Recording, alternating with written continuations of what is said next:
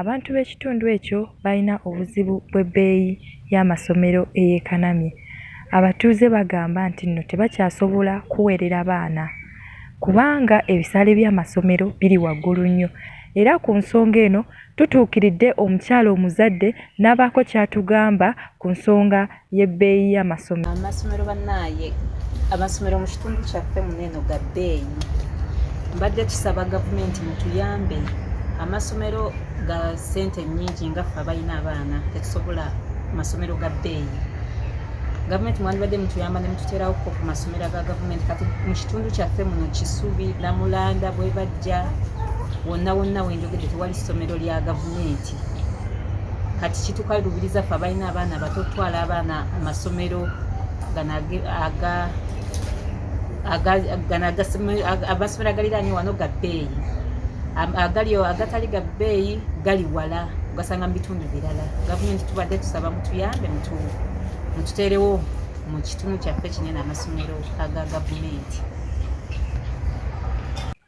Era tusisinkanye omukyala owookubiri naye n'abaako ky'ayogera ku nsonga y'emu ey'amasomero. Kati obuzibu bwe tusinze okusanga mu kitundu kyaffe kino eky'Ennamulanda ge masomero. Tusisinkanye obuzibu obw'amaanyi ku masomero gano. Obuzibu buli nti amasomero agasinga okuba okumpi amasomero ga bbeeyi. Ne weekanga ng'oluusi tolina mwana omu, olina abaana bo nga babiri, tosobola kukwata emitwalo 4 osasulire abaana babiri emitwalo 80 nga naawe salalewo tatuuka oluusi mu haafu y'ezo ssente.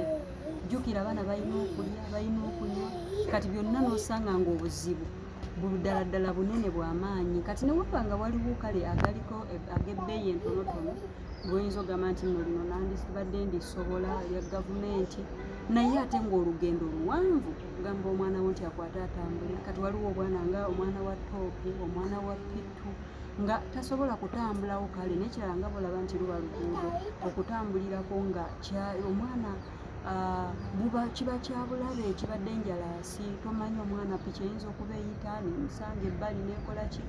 So kati obuzibu tubusangire ddala nga bw'amaanyi. Bw'ogamba nti omale gawalaze omutwaleyo, olina okussaamu transport, ojja kwekanga nga wenkanyenkanye n'ow'emitwalo neka mitwala na. Mukisa Diana, wano ku MRU TV.